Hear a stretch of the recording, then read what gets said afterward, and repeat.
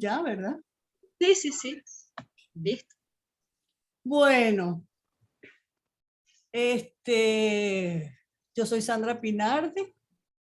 Yo soy todo lo contrario de Carmen. No tengo esquemas, no tengo ninguna de esas cosas maravillosas que ella puso. Y hablo mucho, pero ustedes no, no sientan ningún respeto y interrumpan y molestan en cualquier momento porque creo que es lo mejor y lo más práctico. Cualquier cosa que no esté clara, que no se entienda, cualquier comentario que quieran hacer, pues muy bienvenido en, en el curso, ¿no? Nosotros vamos a ver estética contemporánea, que sería brindar así como una visión que yo les voy a mandar el programa, aquí lo tengo. Se lo voy a mandar a Valerie para que lo monten en el Padel, ¿es que se llama? Sí, el padre, buenísimo. Este, para, para, para verlo. Nosotros vamos a ver entonces estética contemporánea que correspondería más o menos a finales del siglo pasado, no, finales del siglo antepasado. Yo antes decía finales del siglo pasado, pero ya no. Finales del siglo antepasado hasta mediados del siglo pasado. Estamos ya no es tan contemporánea, como ustedes se podrán dar cuenta, ¿no? Pero bueno. En este curso lo que vamos a hacer es revisar distintas concepciones estéticas del siglo XX que se dieron una es finales del siglo pasado, porque vamos a revisar, vamos a comenzar, que comenzamos hoy, con un planteamiento tardío de Nietzsche, es decir, de un Nietzsche maduro que no logró terminar de elaborar, pero que me parece uno de los planteamientos más interesantes y transformadores de la estética, ¿no? Entonces, por eso empezamos el siglo pasado. En realidad, todos los demás corresponderían este, a, el siglo XX, corresponderían al siglo XX. Y, entonces, varias concepciones estéticas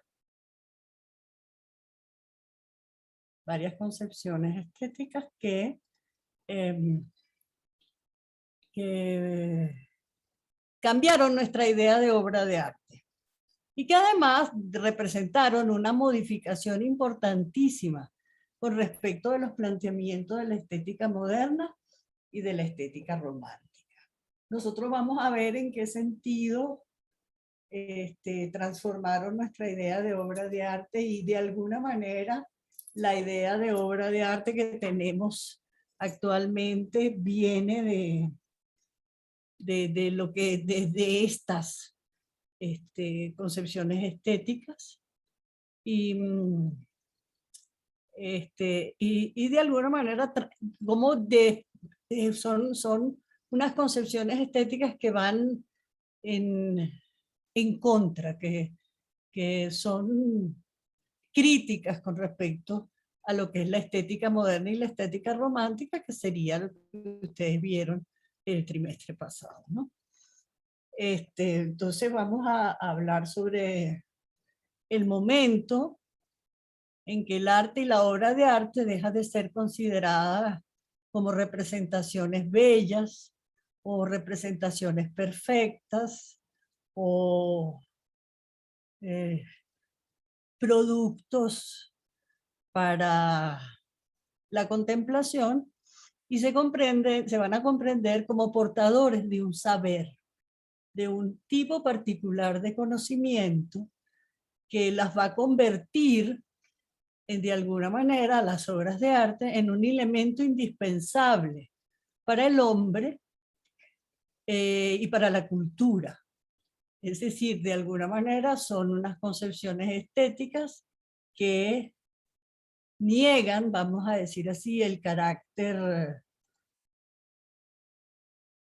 inútil del arte ese que le había dado Kant, y o el carácter puramente representacional y contemplativo que le había dado Kant, y se proponen como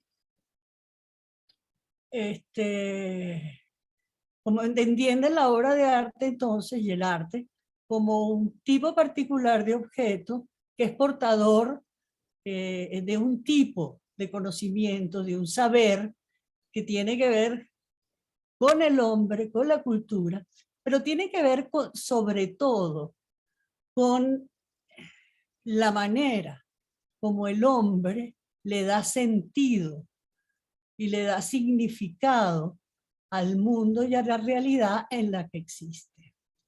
Es decir, cómo el hombre ordena y constituye el mundo en el que existe, ¿no?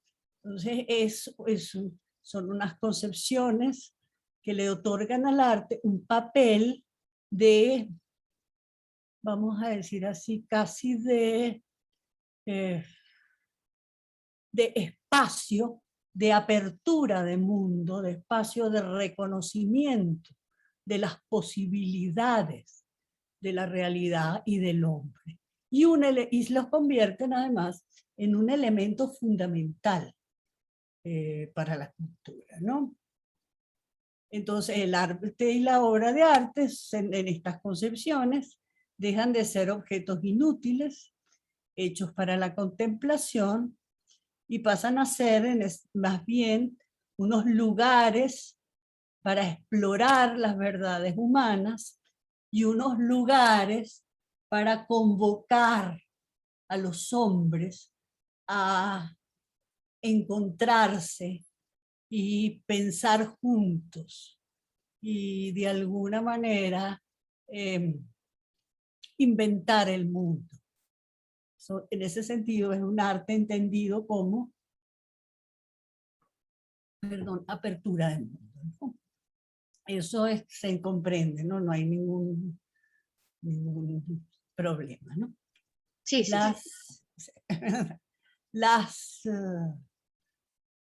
las teorías que nosotros vamos a revisar son Friedrich Nietzsche, vamos a comenzamos hoy, de él vamos a tratar de mostrar una idea tardía de cuando ya estaba casi muriendo, que él va a llamar la estética fisiológica, ¿verdad? Que tiene que ver con el arte en relación a el cuerpo, la vida y la voluntad de poder. Después vamos a ver Heidegger, que vamos a verlo, entender a Heidegger como aquel que piensa que el lenguaje poético, y en el lenguaje poético ustedes incorporen todo aquello que tiene que ver con arte, con dimensión estética, que bueno, el lenguaje poético es la casa de el hombre y la casa del significado. Él la llama la casa del ser, y eso lo vamos a explicar con más detalle después. Después vamos a revisar Merleau-Ponty, lo visible y lo invisible, que es entender la obra de arte como portadora de un saber sensible, de un saber que tiene que ver con aquello, con la manera como me conecto, que como los hombres se conectan con el mundo a partir de su cuerpo y su sensibilidad. Vamos a revisar también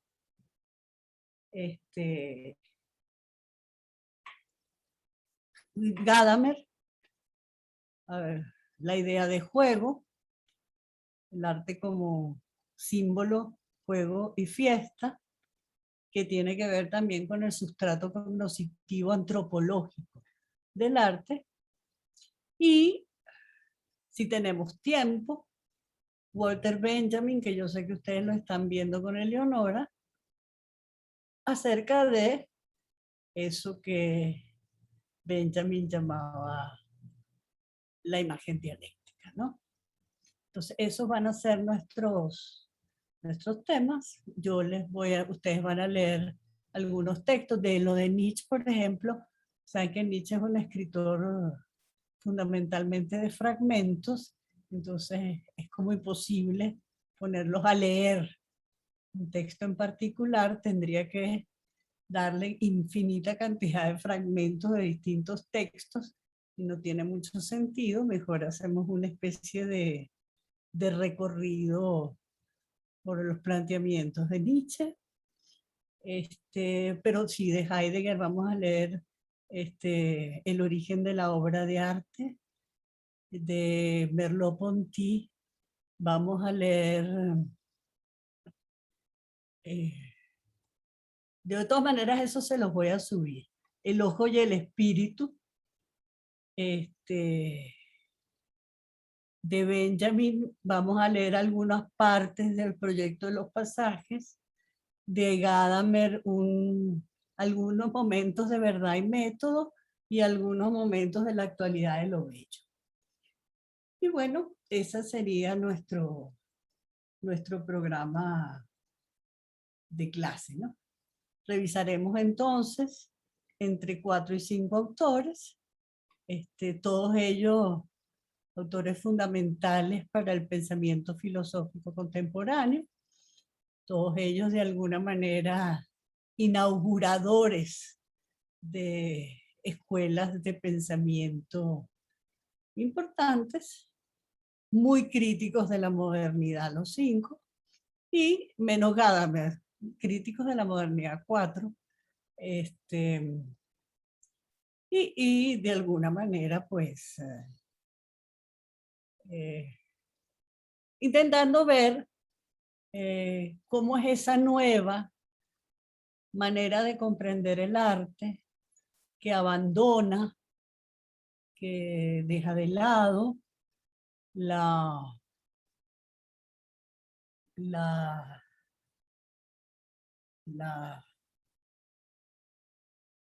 que abandona, que deja de lado la idea de una contemplación, de un objeto inútil, y convierte el arte en un objeto imprescindible para el hombre, para la cultura. Un objeto además que tiene un conocimiento, posee un conocimiento, o sea, es portador de un conocimiento, ¿no? En ese sentido es como casi una especie de texto, entre comillas, ¿no? De texto en el sentido de aquello que nos informa de algo, ¿no?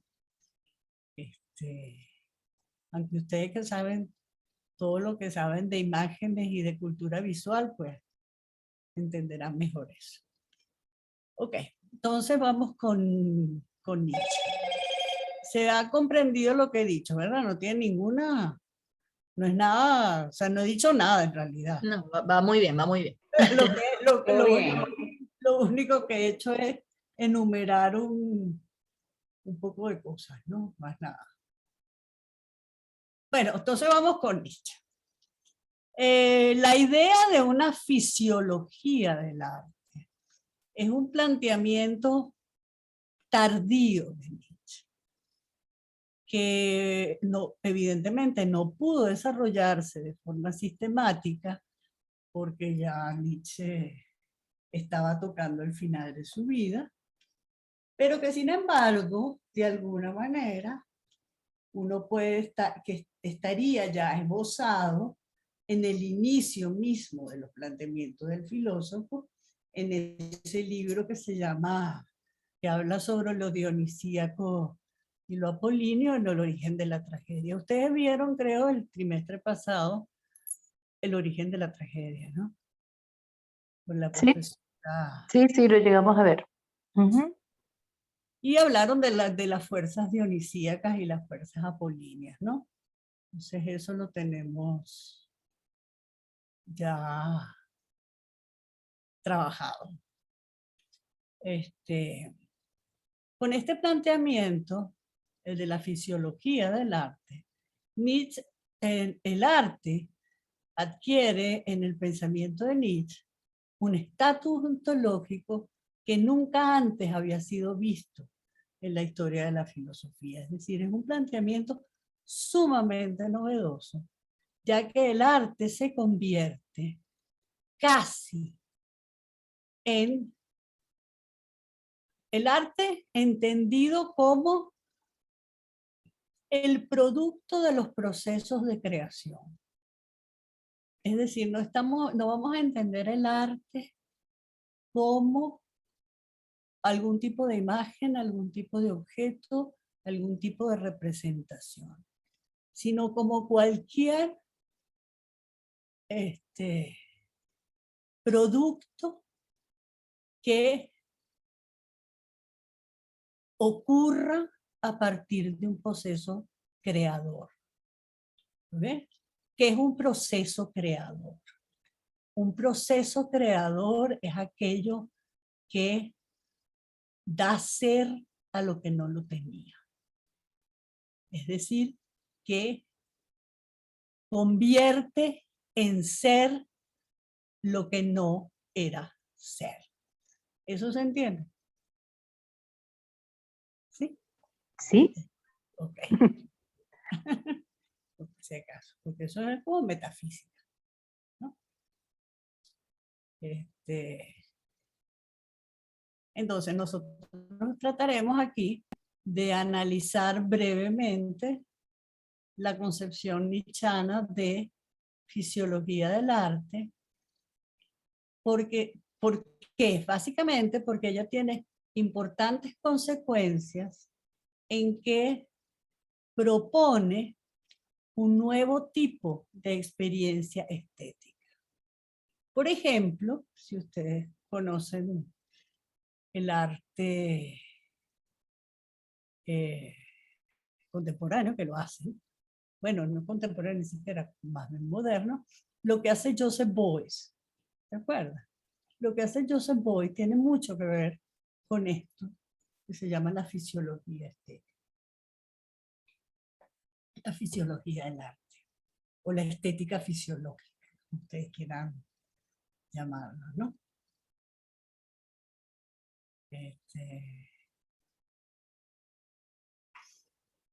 Dicho de otro modo, vamos a la estética, si ustedes se recuerdan lo que vieron el trimestre pasado, la estética moderna fundamenta su disciplina sobre bases cercanas a la universalidad, ¿verdad?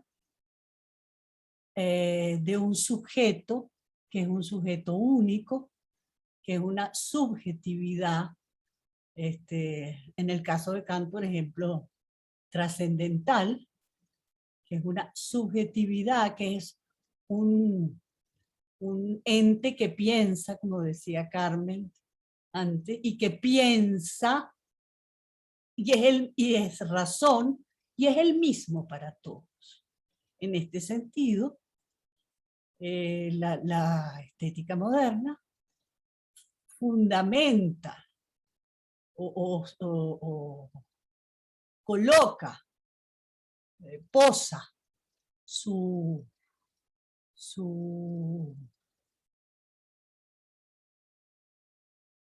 disciplina sobre ese sujeto único y sobre características que son puramente subjetivas. A tanto que de alguna manera el conocimiento estético, a partir de la estética moderna, se conoce como un conocimiento subjetivo. Nietzsche va a criticar abiertamente esa posición subjetivista de la estética moderna. Y propone que la experiencia estética tiene que ver con la vida y no con la subjetividad exclusivamente.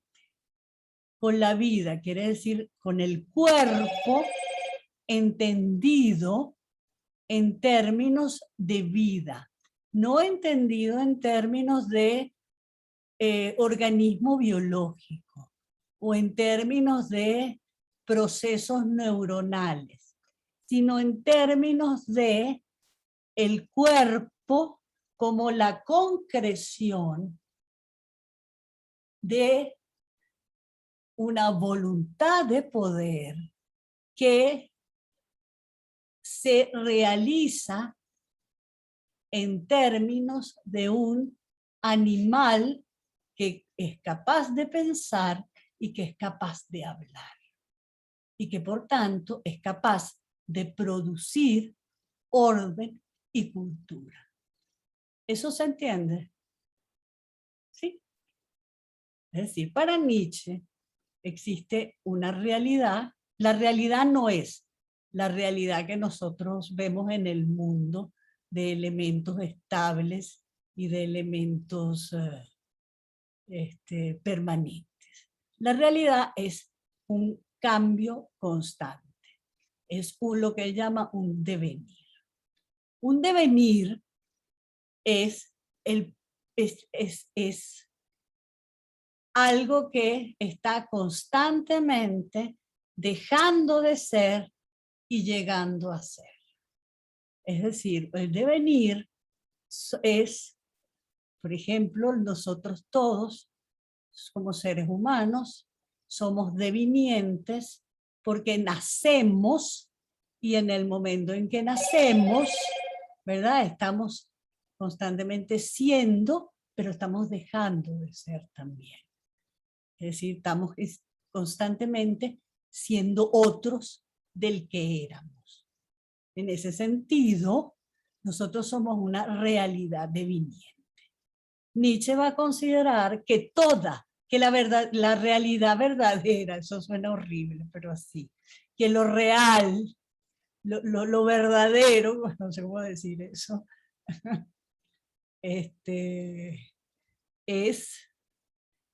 eso que deviene, que se modifica constantemente, que está todo el tiempo transformándose y cambiando.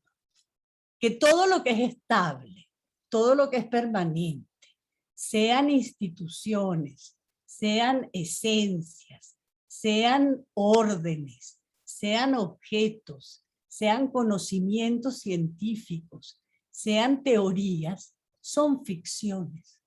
Son ficciones que el animal humano produce para poder sobrevivir.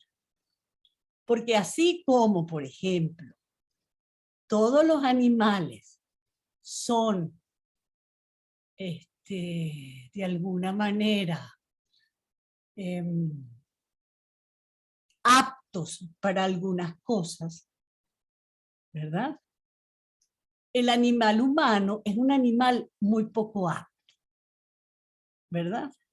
El humano corre mal, corre poco, se encarama mal, no puede vivir en la intemperie, no puede pasar mucho frío porque se congela, es decir, tiene cantidad de problemas, ¿no?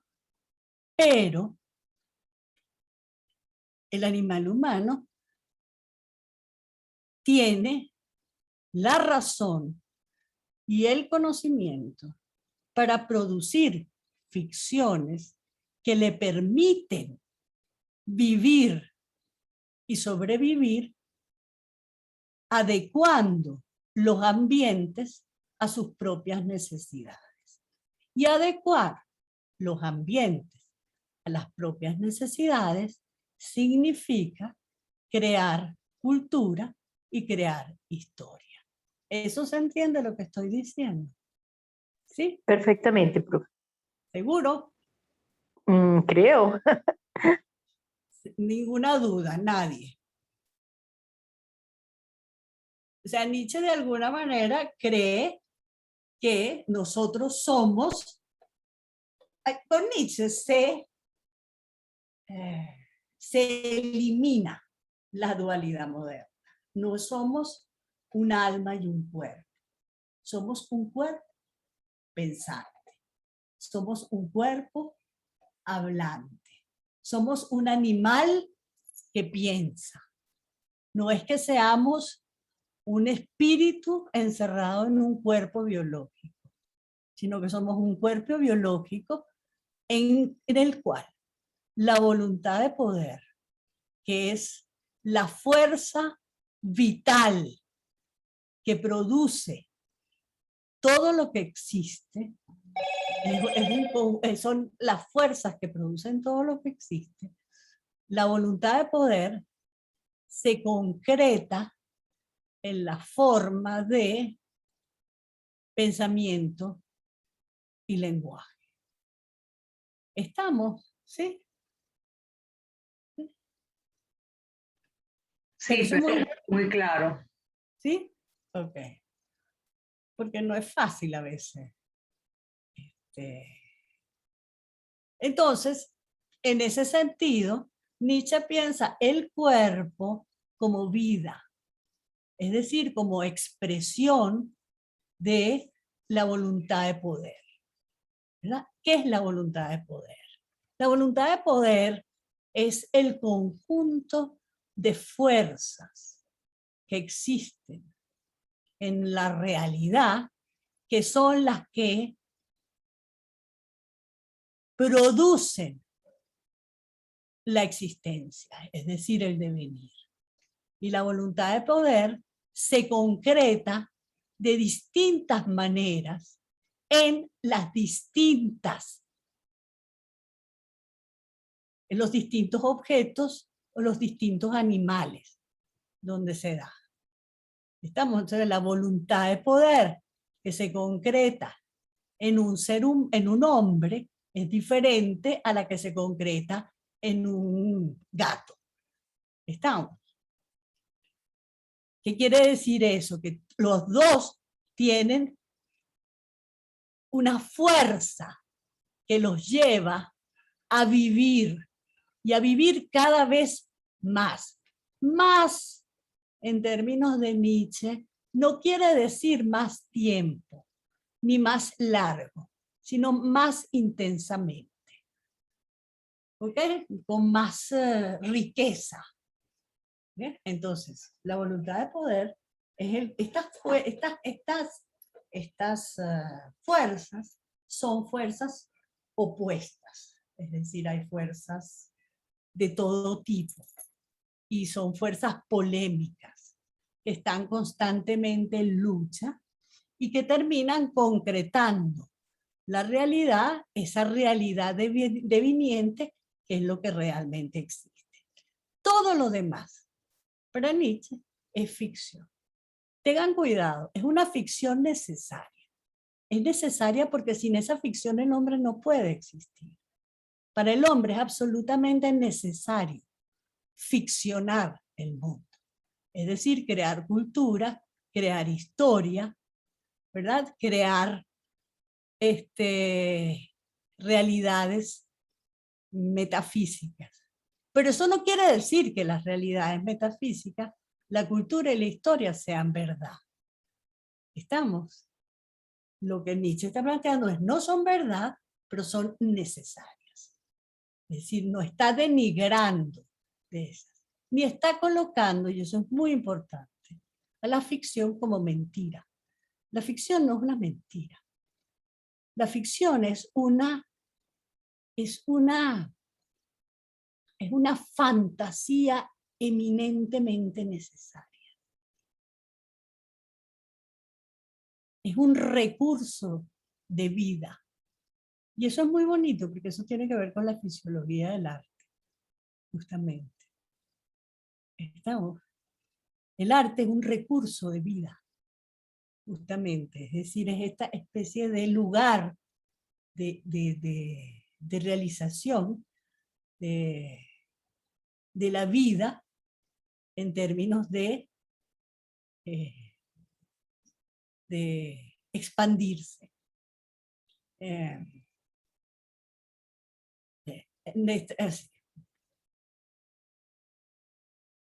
Nietzsche propone entonces, con su fisiología del arte, un modo de reflexión en el que la vida y el cuerpo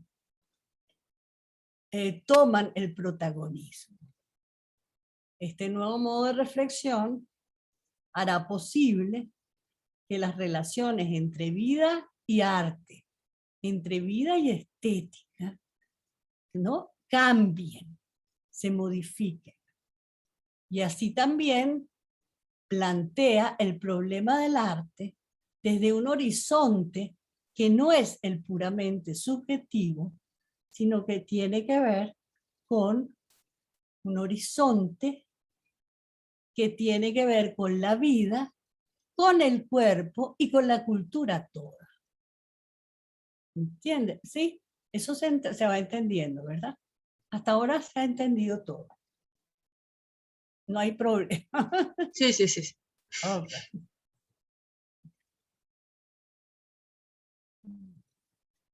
Entonces, lo primero que tenemos que hacer es entender que para Nietzsche arte no es únicamente la actividad que se da en las bellas artes, ni una acción que tenga como finalidad principal la creación de una obra, sino que es la acción que hace pasar algo, como decíamos, del no ser al ser. Es decir, Nietzsche retoma la idea griega de poiesis, ¿no? ¿Cómo pasar del ser, del no ser al ser? Y eso es lo que él va a llamar arte o estética, ¿ok?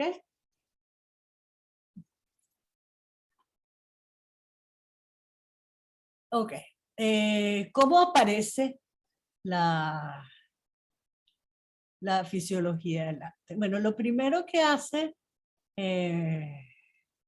Nietzsche, la fisiología del arte aparece en un momento en que Nietzsche empieza a plantearse una crítica severa a los problemas, a la idea de desinterés, ¿verdad? Que de juicio desinteresado que planteaba Kant como uno de los elementos fundamentales para entender lo que era un juicio de lo bello. ¿Ustedes se acuerdan de eso del trimestre pasado? Pregunta. Perdón, es que estaba pasando como una caravana de cornetas por aquí. Dígame. Sí, es lo del el juicio desinteresado, es creo que lo vimos con... Sí, lo tienen que haber visto con, Sí, el, con Luis. parciales, exacto. Ajá, con Luis lo vimos y creo haber entendido que tiene que ver con con no tener o sea, lo vimos como quizás lo voy a explicar de una manera un poco más No te preocupes. práctica. Sí, sí, sí, sí. Que no es necesario poseer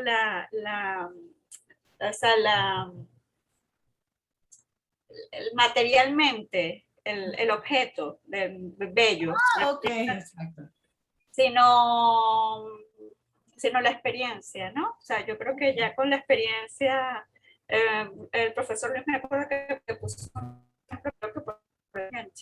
poco como con ese concepto que es que podría tener una experiencia estética hasta con un afiche y no necesariamente uno tiene que tener la obra en vivo o la obra original, sino que ya la experiencia sucede y ya con eso aún no es suficiente, o ya cuando existe ya como que la función ya de la belleza ya está Dada. dada. Bueno, y además tiene que ver con el hecho de que tú no juzgas algo bello de acuerdo a tus propios intereses. Por Exactamente. ejemplo, tú juzgas algo sabroso de acuerdo a tus intereses, así te gusta o no. El Kant dirá que no, que tú eres capaz de ser más objetivo y tú puedes juzgar que algo es bello en independencia de tus intereses propios, ¿no? Entonces, Kant va entre las 4 características que él le otorga a los juicios estéticos, los juicios de lo bello especialmente, no a los de lo sublime, a los juicios de lo bello, está el desinterés es una, y hay otra característica que es la de la comunicabilidad. Yo no sé si ustedes se acuerdan de eso también, que es el hecho de que yo doy por sentado que lo que a mí me parece bello, a ustedes también les va a parecer bello. ¿Estamos? Y entonces que yo hago, yo los juicios de lo bello, los hago como si fueran universales.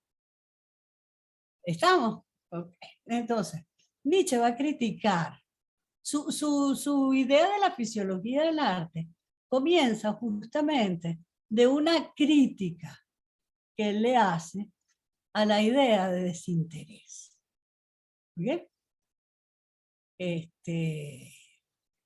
Justamente porque considera que el arte es todo lo contrario, que lo bello, bueno, el arte y dentro del arte, lo bello es todo lo contrario a un juicio desinteresado. Es por el contrario un juicio interesado. ¿Y es un juicio interesado en qué? Es un juicio interesado en promover la expansión de la vida. Es decir, el arte tiene como finalidad última promover la expansión de la vida. Por eso, así que cuando yo digo que algo es bello, ¿verdad?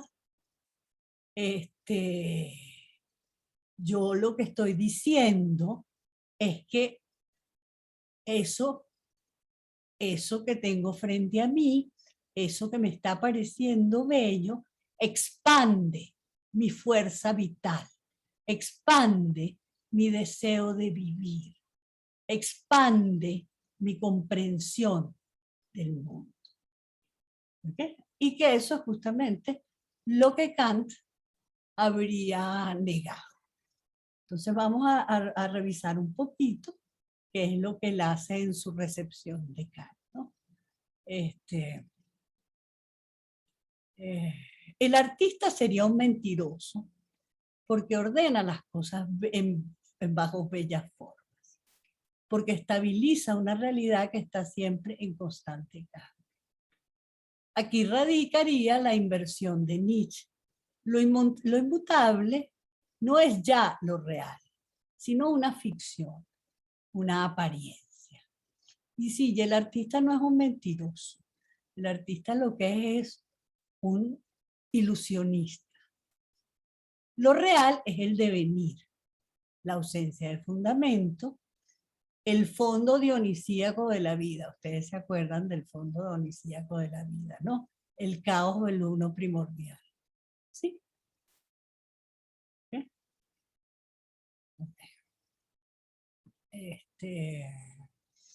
Para Nietzsche, toda la actividad que imprima ser al devenir y que por tanto imprima ser, es decir, de alguna manera fije, estabilice, concrete, convierta en esencia, convierta en objeto. Eso que está constantemente en cambio, el devenir, ¿verdad? Es una falsificación. ¿Ok? es una falsificación de la realidad, porque el devenir no tiene, no es sino algo que está constantemente cambiando. ¿Ok?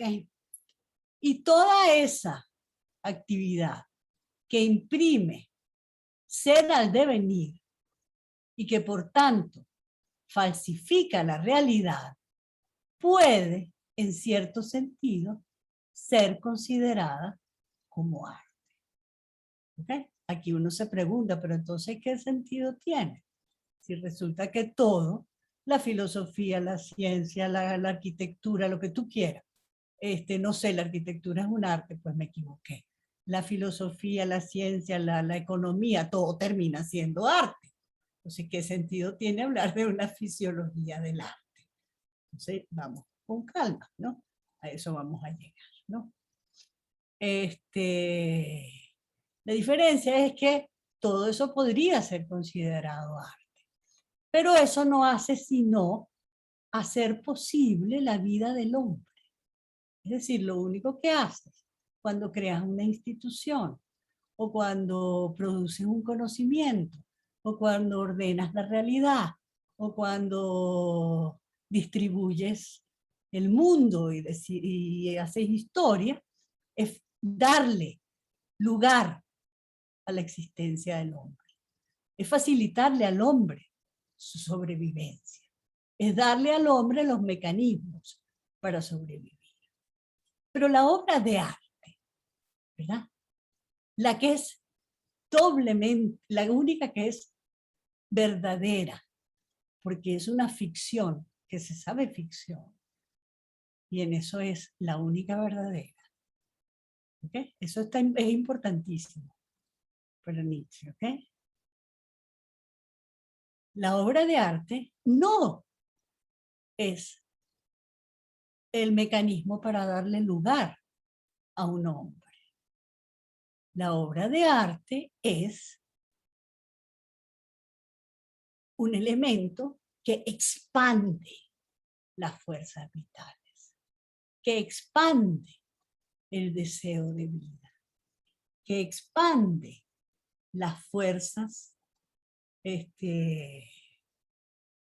las fuerzas de realización, las fuerzas de existencia. Se ve la diferencia, ¿verdad? Mientras el conocimiento, la economía, lo que hacen es proporcionarle mecanismos necesarios para la sobrevivencia del hombre, ¿verdad? Lo que hace la obra de arte es expandir el deseo de vida, expandir ¿cómo decirlo? El placer de vivir, expandir sí, la existencia, ¿no? ¿Por qué podemos decir, sin embargo, que de alguna manera toda disciplina, filosofía, metafísica, moral, ciencia, lo que ustedes quieran, lenguaje, podría asemejarse al arte en el sentido de que todos son procesos creadores, ¿verdad? Todos ellos le dan ser, producen ser allí donde no había ser. ¿Estamos? Porque en el devenir no hay ser. En el devenir lo que hay es cambio. ¿Ok? En cambio, por eso.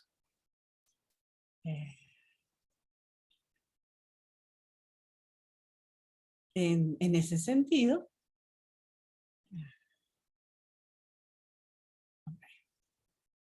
entonces en ese sentido es que uno puede hacer esa especie de analogía, ¿no? Y decir, bueno, sí, todo es de alguna manera un proceso de creación. Pero ¿qué es lo que realmente es distintivo en el arte y cómo podría delimitarse esa área específica que tiene que ver con la reflexión estética? Entonces vamos específicamente ahí. Lo primero que habría que decir es que para Nietzsche, a diferencia de la estética moderna, la experiencia de la que él va a hablar no se centra en el receptor, en el sujeto que tiene la experiencia de contemplar lo bello, por ejemplo. ¿Ok? O que tiene la experiencia de contemplar el cuadro o de oír la música, sino en el creador. Y en ese sentido, Nietzsche es un filósofo romántico. Los románticos todos más o menos pasaron justamente de estéticas de la recepción, que son las estéticas modernas ilustradas, a estéticas de la creación, que serían las modernas románticas. ¿Entienden? Sin embargo, Nietzsche no solamente cree eso.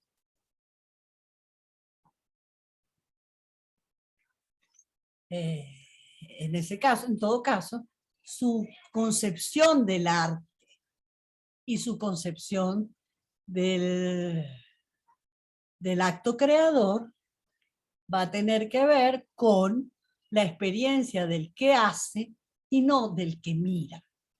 La experiencia del que produce.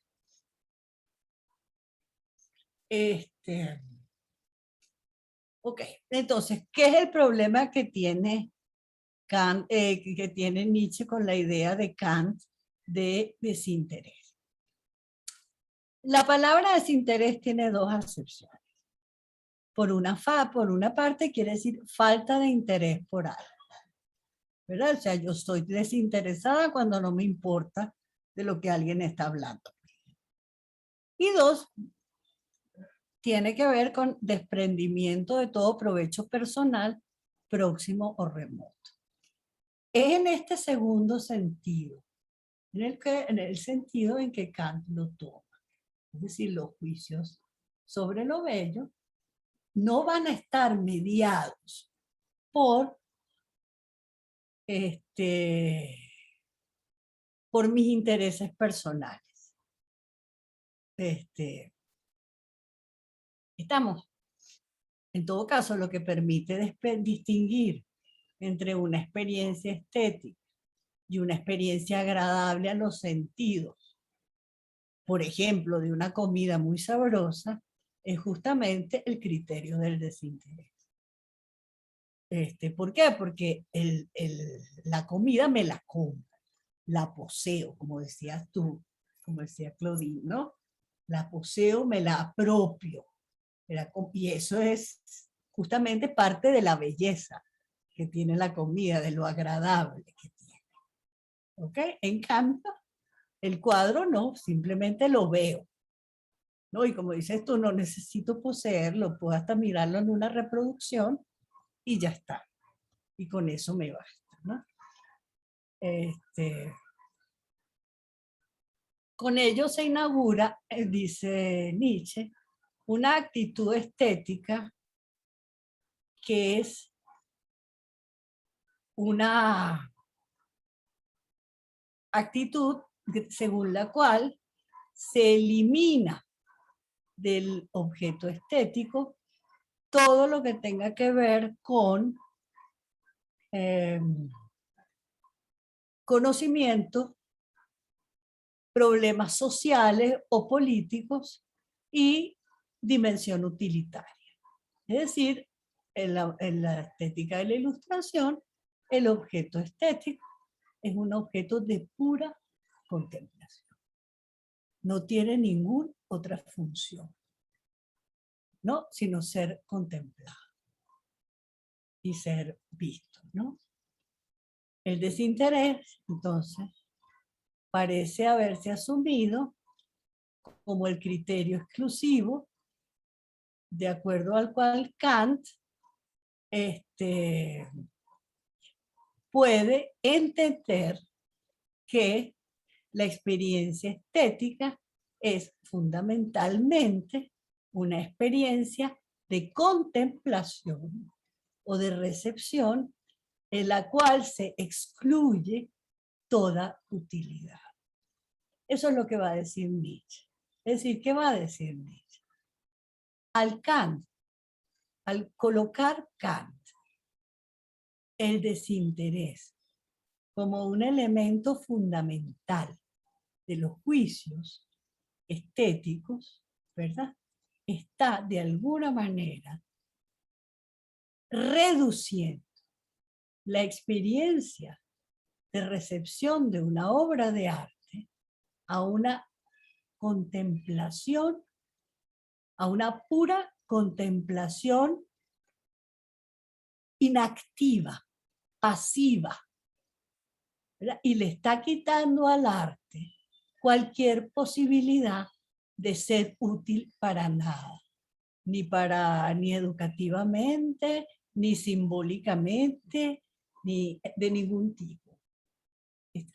Sino que lo único que lo está es destinando a ser mirado y a ser contemplado pasivamente.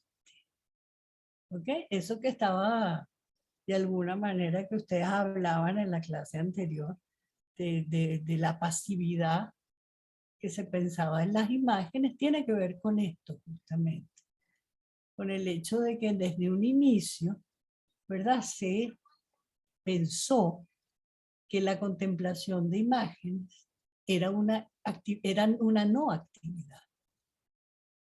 Era una especie de espacio de inactividad del cual tú te entregabas a mirar, ¿no? Siendo una experiencia contemplativa, la experiencia estética, Nietzsche propone que la experiencia estética se definiría también como una experiencia de distancia. Porque uno de los rasgos esenciales de la contemplación es justamente la distancia. ¿Ok? Y por eso es que nosotros ahora damos clases por el chat ¿no? Por el coso virtuales, porque son clases de distancia, ¿no? Son remotas. ¿Sí? ¿Sí? Entonces, uno de los rasgos esenciales en la contemplación es la distancia. Lo que distingue la experiencia estética de una experiencia interesada, ¿verdad? O por lo menos lo de comerse una buena cena, es justamente la distancia que es capaz de establecer y de colocarse entre el sujeto y el objeto. ¿Estamos? Entre el sujeto y el objeto no hay apropiación de ningún tipo. Lo que hay es una distancia, una especie de hueco, una especie de vacío, ¿verdad?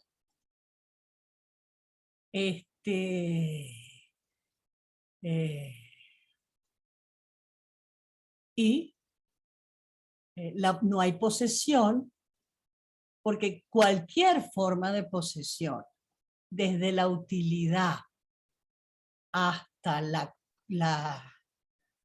comida, son acortamientos de la distancia. ¿Ok?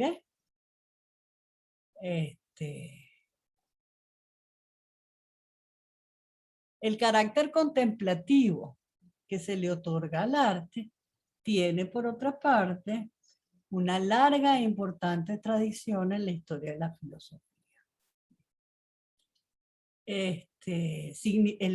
La palabra contemplación, que viene del griego teoría y teorein, significa ver. Y tuvo siempre que ver con una visión, pero que era una visión espiritual. Es decir, una visión no orgánica, sino una visión del espíritu. ¿Ok? Una visión mental, una visión racional. eso que Descartes, por ejemplo, llama intuición, que no es algo que se dé a los ojos, sino que es algo que se da en la razón. ¿Estamos? ¿Sí? Entonces, la contemplación es un ejercicio de distancia, ¿verdad? Es un ejercicio de... todo esto lo está sacando Nietzsche a partir de su crítica a Kant, ¿no? Kant termina entonces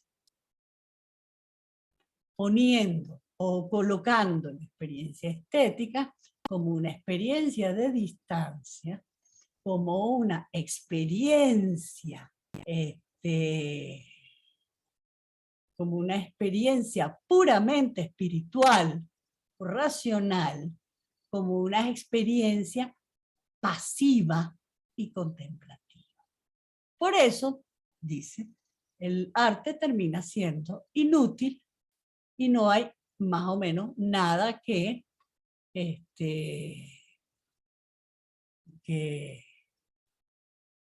no tiene ninguna otra importancia que el de ser contemplado. Sandra, yo tengo una preguntita. ¿Lo dejamos para el final No, interrumpan, claro.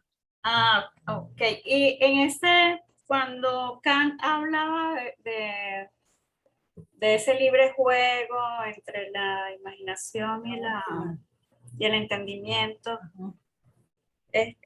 ahí no hay ya una actividad que no es estática, que no es... O sea, cuando Nietzsche Sí, tienes razón, pero es una actividad puramente espiritual.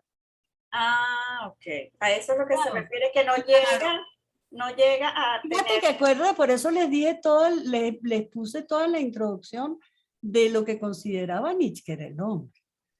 Para Nietzsche el hombre es un animal que piensa, es un animal que tiene lenguaje, no es un espíritu encerrado en un cuerpo.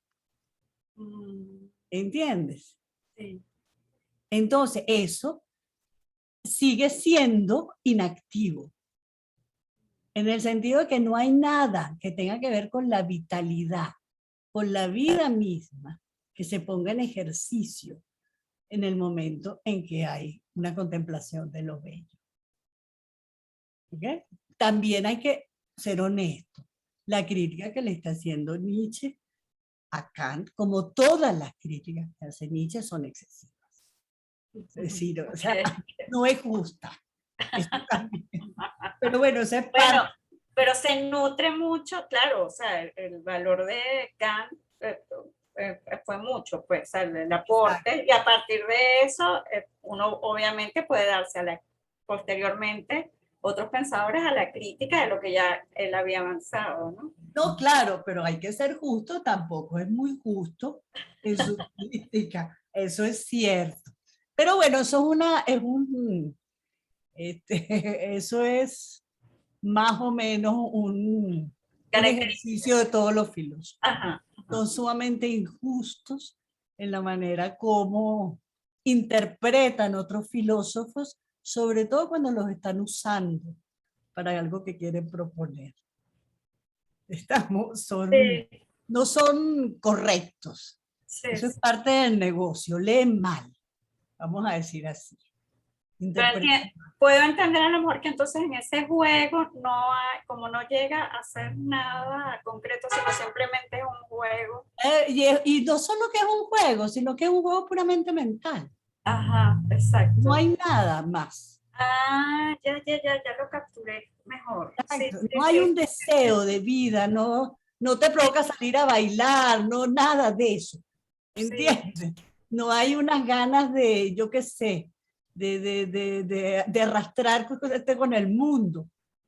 ¿Estamos? Sí. Sino que, acuérdate del principio dionisíaco. Sí, pero en eso, fíjate que también iba a preguntarte en qué sentido hablabas del sentido dionisíaco, que lo puedo entender, pero precisamente al sentido dionisíaco le doy o sea, lo asocio con... Lo dionisíaco es una fuerza expansiva de la vida. Ok, ok. Entonces Exacto. está más bien relacionado con Nietzsche. Claro, el principio dionisíaco es un invento de Nietzsche. Ok. Y es una manera de entender que en el arte hay una ficción, que es lo apolíneo, Ujú. ¿verdad? Una ficción bella, que es lo que hace la obra bella, y hay un principio vital, que es lo dionisíaco. Ya lo capturé, Sandra, gracias, gracias. Y el principio vital, que es lo dionisíaco, es justamente eso que él va ahora a rescatar como fisiología del arte. Ajá, sí, sí, sí, sí. Ya, ¿Sí? listo, listo, sí, sí. Gracias, gracias.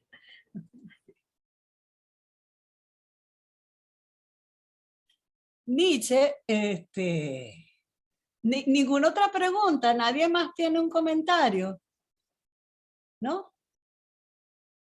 Aprovechen. Bueno, yo quiero preguntar algo, ¿Cómo porque no? con el tema de, ajá, con el tema del devenir, tengo que entendido que eso, pues, dentro de los inventos, es un invento de Hegel. Y quería saber, Ajá, ahí hay varias o sea, cosas. hasta qué punto, Ajá, diga. ajá, No, no, hasta qué sigue, sigue. punto la influencia de Hegel en las teorías de Nietzsche. No. Devenir es No, un invento ok. de Heráclito. Ajá, Un ok. Ok. El primer devenir Ok. aparece en los textos de Heráclito, ¿verdad? Que es un filósofo. Ajá. Y que el ejemplo de Heráclito es, yo nunca me baño en las mismas aguas del río, porque en vez de que sea el mismo río, Ok. las aguas son siempre distintas. Pero ahí, ¿qué es lo que significa devenir? Significa algo que está transitando constantemente. Pero el río es el Ujú. mismo, no cambia. El río no se modifica. ¿Estamos? Sí, sí. Lo que se modifican son las aguas. Claro, lo que quizás hizo Entonces ya va. Hegel fue plantearse el devenir como algo dialéctico. O sea, No, y una cosa sustituye a la otra. Hegel lo que hace es tomar Entonces, devenir heraclitiano ajá. como algo que es, pero que dentro del ser está constantemente cambiando. Eso es, por ejemplo, pensar que tú eres Teresa y Teresa tiene un yo. Y todas las experiencias hacen que Teresa se modifique pequeñamente a lo largo de la vida. Pero Teresa sigue siendo Teresa. Ujú. ¿Okay? Ese es el devenir hegeliano. Hegeliano además es dialéctico. Ajá. Hegel le imprime a este devenir heraclitiano, que es el ser, algo que es, pero que se modifica interiormente constantemente. Ese es un tipo de devenir.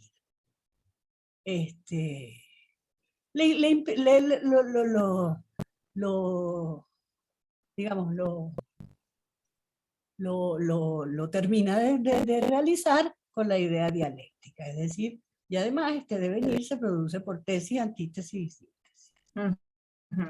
Algo se propone, algo contrario se propone y se sintetiza, y Y esto que se síntesis. sintetizó se vuelve a proponer y todo eso. Exacto. Ok, Ok. Listo. eso. El devenir de Nietzsche no. El devenir de Nietzsche es una cosa Ah, completamente distinta. El devenir de Nietzsche es algo que está llegando a ser, algo está dejando de ser. En el devenir de Nietzsche, lo que cambian son las figuras, los seres. En el devenir de Nietzsche, Teresa son miles de personas, una distinta cada día. ok. Estamos, no es la misma persona con pequeñas modificaciones. Por eso yo nunca puedo hablar de Teresa, porque cuando yo hablo de Teresa, Y estoy hablando de la Teresa que conocí ayer. Ya tú no eres esa Teresa. No es que seas un poquito distinta, no, es que ya no eres para nada. Entonces yo te estoy falsificando, estoy ficcionando. Ok. ¿Ok? Y por eso para Nietzsche el yo Buenísima la aclaratoria. es una ficción. Entonces sí, devenir a lo largo de la historia ha habido mucho, pero el de Nietzsche es este devenir particular, que es algo llega a ser, algo deja de ser, algo es siempre otro de sí. Ok, perfecto. Gracias. Ok. Sí, porque es que cada uno habla del devenir y entonces, bueno, ¿cuál es Ah, la... no, tienes toda la razón, tienes toda la razón. Sí, sí. Pero el devenir nietzscheano, de ese devenir, casi que el único que habla es Nietzsche y después Foucault y una cantidad de gente muy contemporánea, que son todos nietzscheanos, digamos, pero anteriores a Nietzsche, todos hablan generalmente del devenir heraclitiano. Ok, ok. Y Bueno, Hegel sí lo tengo un dice. panorama más. Hegel Ajá. en la fenomenología del espíritu, él dice que está rescatando la idea de Heráclito. De devenir. Ok, Sí. buenísimo. Perfecto. Okay. Gracias. ¿Más? ¿Alguna otra pregunta? ¿No? Entonces, Nietzsche no quiere reducir la experiencia estética a una experiencia contemplativa. No quiere confundir el estado estético con una experiencia de espectador, ¿verdad? Con una experiencia de contemplador. Él quiere pensar el estado estético desde la creación, desde la producción. ¿Ok? Así pues, el desinterés, la contemplación desinteresada, las ve Nietzsche como formas de pesimismo que debilitan la actividad creadora y las fuerzas artísticas del hombre. Porque para Nietzsche hay una suerte de equivalencia entre creación y actividad y entre contemplación e inactividad. Por lo tanto, si yo digo que la experiencia estética es una experiencia contemplativa, ¿verdad? Entonces estoy de alguna manera pensando que es una experiencia de inactividad. La experiencia estética, entonces, definida en términos de Kant como la experiencia de la contemplación desinteresada de lo bello, sería una especie de inactividad que en vez de potenciar la vida y los procesos creadores del hombre, los debilita y los suspende, ¿verdad? Y lo que hace es permitirle que se regodee en los procesos creativos de alguien otro, ¿no? Al hablar de la voluntad de poder, entonces, de la que estuvimos hablando un rato, ahora vamos a hablar un poquito nuevamente.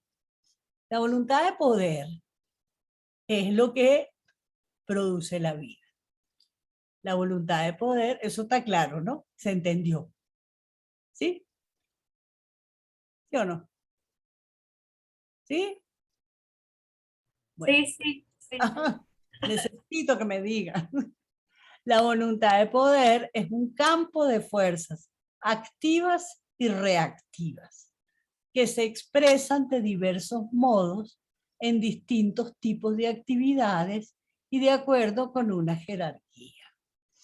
Es decir, la que es la voluntad de poder, un haz de fuerzas. No es una fuerza, son nulas, son infinitas fuerzas, ¿verdad? De signos contrarios, unas que son activas, otras que son reactivas también, no solamente de signos contrarios, entonces, sino unas que van hacia adelante, unas que van hacia atrás, que se expresan en distintos tipos de actividades, en distintos organismos, en distintos animales, en distintas realidades. ¿Ok?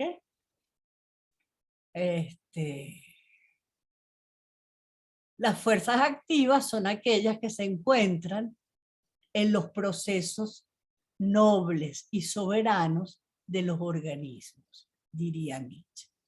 Todas las actividades que tienden a la expansión de la propia vida y son actividades que tienen que ver con la apropiación, la creación y la interpretación.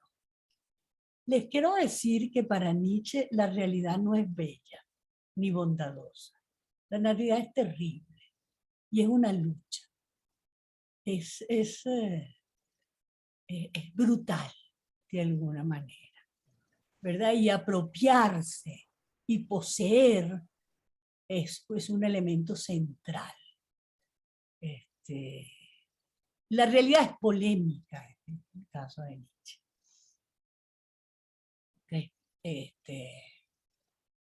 Las fuerzas reactivas, en cambio, pertenecen a las funciones bajas de los organismos, que tienen que ver con la conservación de la vida, ¿verdad? Y con las regulaciones. Fíjense lo que está haciendo Nietzsche.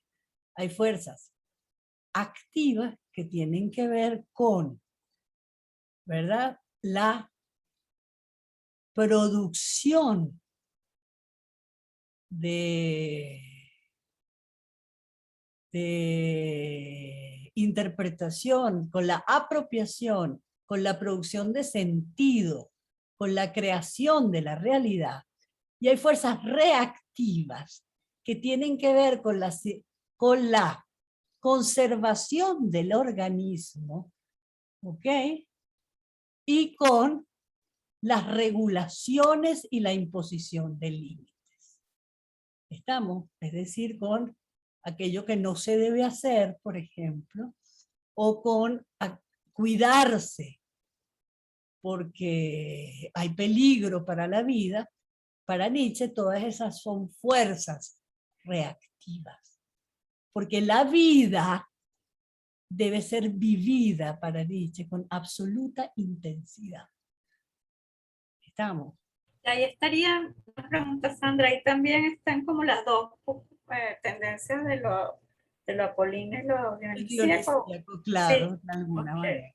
Okay. Gracias. Claro, lo apolíneo es reactivo. Desde esta perspectiva, la contemplación vendría a tener que ver con las fuerzas reactivas, que es una función menos soberana que la de la creación o la interpretación o la apropiación. ¿Por qué? Porque justamente la contemplación es desinteresada, es decir, es aquello en la cual no media apropiación. Entonces, en la medida en que la experiencia estética es pensada al margen de cualquier tipo de vínculo con la vida, ¿verdad? La obra de arte pierde utilidad, dice Nietzsche.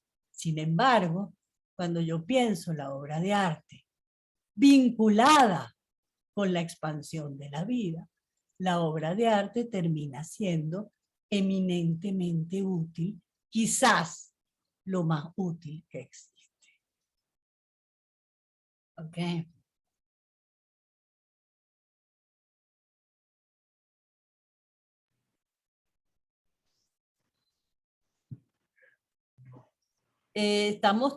¿Se entiende todo?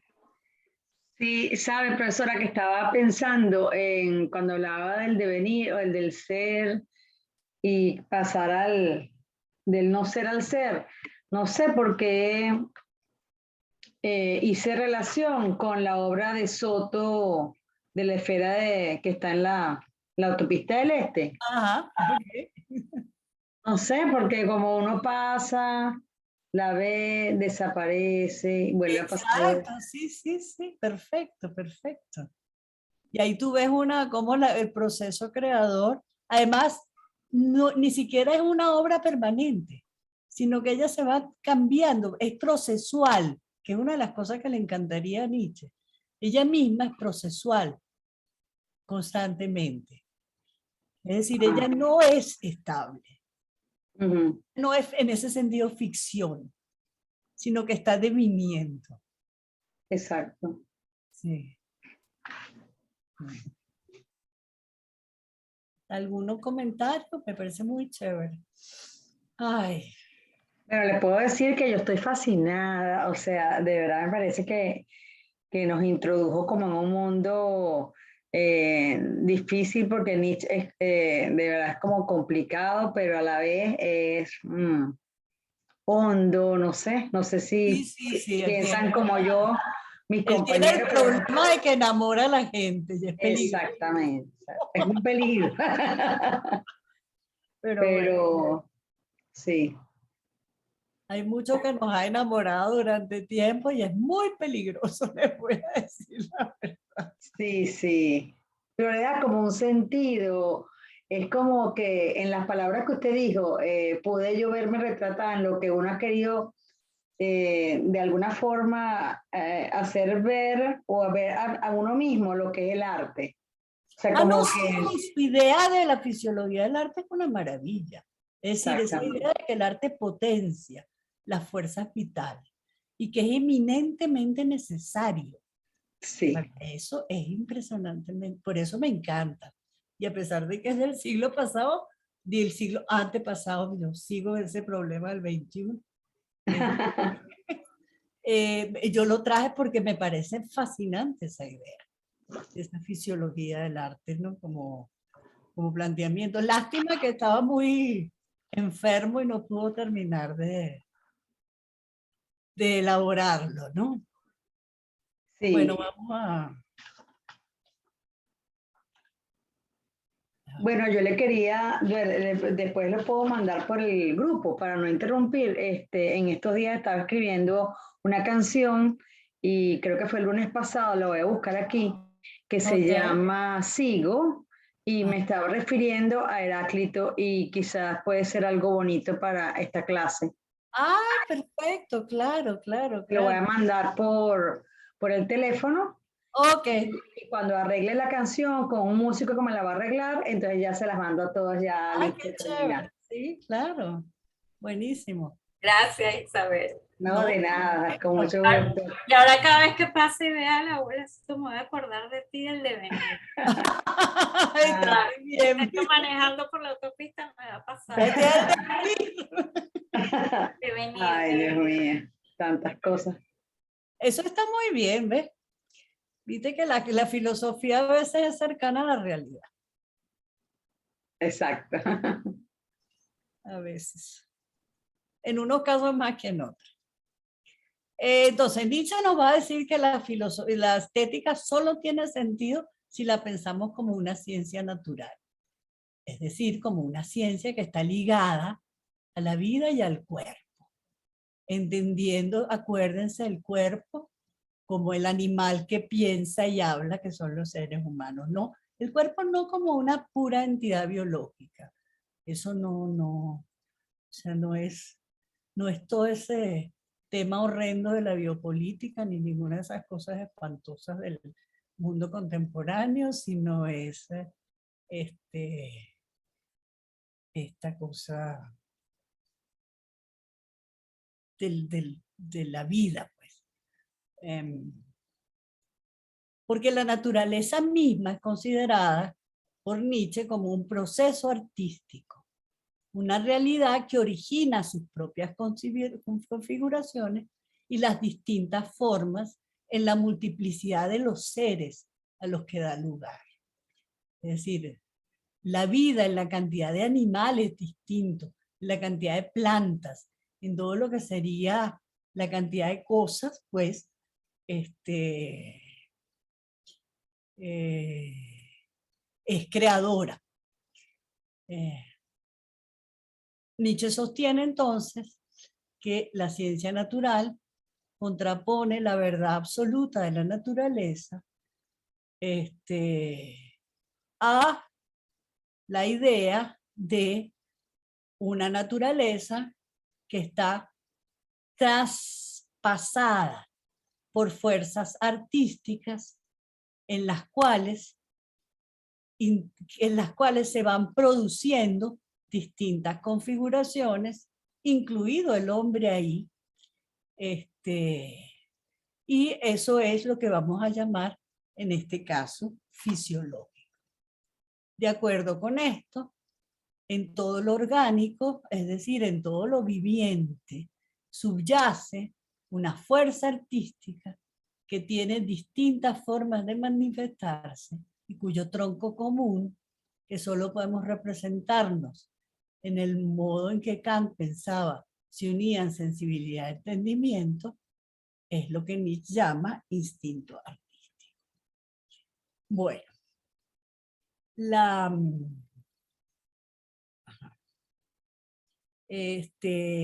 próxima, se entendió entonces más o menos de qué se trataba esta primera parte de la fisiología del arte, ¿no?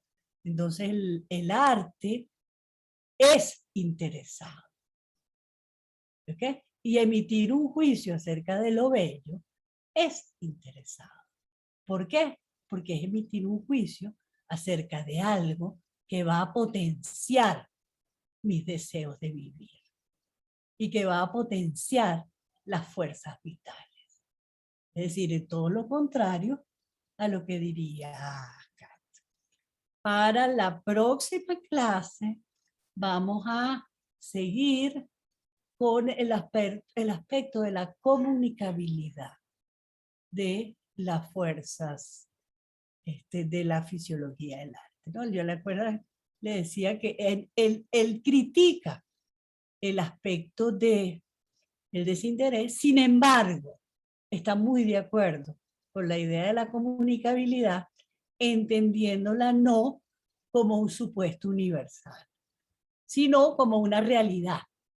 Es decir, hay algo en la que todos estamos de acuerdo, y es en que aquello que potencia la vida nos agrada. ¿Estamos? Que no es que tenga que ser bello formalmente, porque bello es lo que potencia la vida. En ese sentido. ¿Okay? Sería porque propicia la comunicación. Claro, y sería porque da cuenta de una realidad que es común a todos.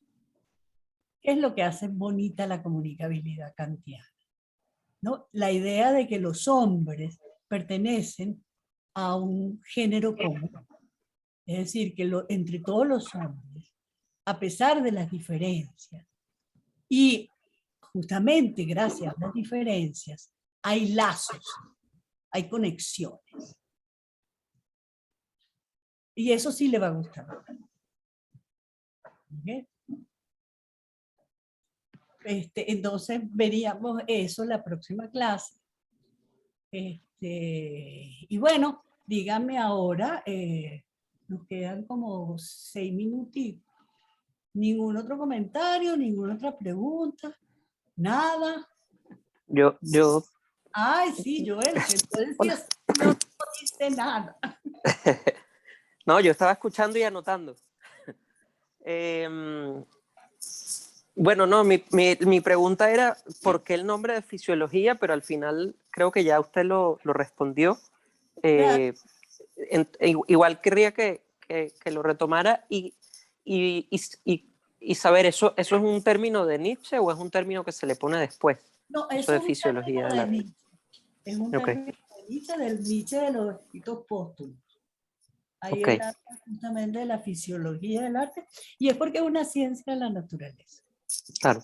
Claro, Eso ya en su última palabra, en lo no último es una que dijo. ciencia subjetiva, sino que es una ciencia natural. Okay. Y lo otro que yo quería era agradecer esta clase, porque usted ha dicho que Nietzsche siempre enamora, y yo he visto a muchísima gente enamorarse de Nietzsche, y he estudiado Nietzsche muchas veces, y yo nunca me he enamorado y siempre me ha quedado como en un lugar oscuro que no logro, es decir, que más o menos entiendo de qué se trata, pero que no me ha movido como normalmente mueve a la gente Ajá. que como yo estudié letras, la gente que viene de la literatura o del arte, encuentra allí siempre algo maravilloso que yo nunca he visto y que en esta clase me ha parecido increíble. Así que lo agradezco mucho. Ay, bueno, muchas gracias. Sí, sí. Nietzsche enamora, ten cuidado. Sí. Enamora, enamora. Y si lo sigues leyendo, enamora mucho. Pero bueno. Yo lo he leído siempre con mucho esfuerzo y no con tanto gusto, aunque puedo entender la importancia, digamos. Claro, claro, claro. Claro, quizás yo creo que es mejor leerlo en escritos menos conocidos que, por ejemplo, Zaratustra. Zaratustra es un texto demasiado árido. Y es una cosa ya que tiene que ver con el superhombre. Es un planteamiento muy complicado, con el cual uno la mayoría de las veces está muy en desacuerdo. Pero todo lo que tiene que ver con la genealogía de la moral o más allá del bien y del mal, son textos que son maravillosos, pero maravillosos. Y los escritos póstumos, que es el Nietzsche, bueno, el Nietzsche maduro, enfermo, que no pudo seguir, pero que son fantásticos. Bueno, muchas gracias. No, gracias a ustedes y me encanta estar en esta clase. Y bueno, ojalá nos divirtamos bastante, porque de eso se trata finalmente. Gracias, profesora. ¿Y humano, demasiado humano? Humano, demasiado humano es muy bello, pero es como muy personal. Yo le Sí. recomendaría Más allá del bien y del mal. A mí ese texto me parece fabuloso. Ok. Y el texto completo, porque él tiene solo 2 libros completos, o 3 libros, Humano, demasiado humano, La genealogía de la moral y Zaratustra. Y entre los 3 yo leería La genealogía de la moral también, que es así como mucho más, menos, Zaratustra es muy complicado, está hecho muy polémicamente. Por eso enamora también, porque la letra con sangre y todas esas cosas que escribe que a los de letras les fascina. Yo me acuerdo cuando yo estudiaba letras y leíamos eso de que la letra con sangre a todos nos da una especie de ataque. Ay, de verdad que, bueno, mire, conseguí la letra. Qué bien. Estaba buscándola porque dije, no sé si esto es igual por teléfono que sigo, ya entendí, todo cambia y nada cambia. Heráclito, vamos a hablar. Sigo, ya comprendí, nada cambia y todo cambia. Aguas, ¿hacia dónde van?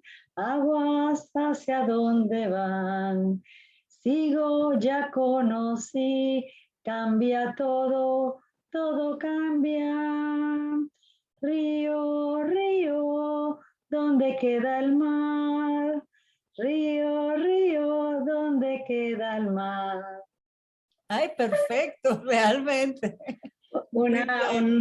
Perfecto. Pequeñas cosas que estoy escribiendo es para Heráclito. Exacto, pero una maravilla. Pensar en Nietzsche, a ver. Gracias, profesora. Y Gracias. lo que está diciendo no es. Todo Exacto. cambia y cambia. Ajá. Y ya nada es igual. Ya nada es igual. Gracias, Muy bien. Isa. Ay, no, de nada. Yo muy feliz con ustedes aquí. Bueno, muchísimas Gracias, profesora. Gracias a todos. Nada, nos No, vemos gracias a Muchas ti, gracias, Isabel. profe. el jueves que viene, pues. ¿Cómo no? Nos vemos. Ok, Feliz tarde. Gracias, Sandra. yo entonces Chao. Saludos. Gracias. ¿Cuánto? Paddle, Chaito. Sí, me los mandas por correo y yo los monto. y el libro de Heidegger, que sería el que Sí. vamos a leer después. Mándamelos y yo los subo. Ok, chévere. Gracias. Les aviso. Gracias, pues. hasta Feliz luego. semana. Feliz Chao. semana. Chao. Chao. Chao.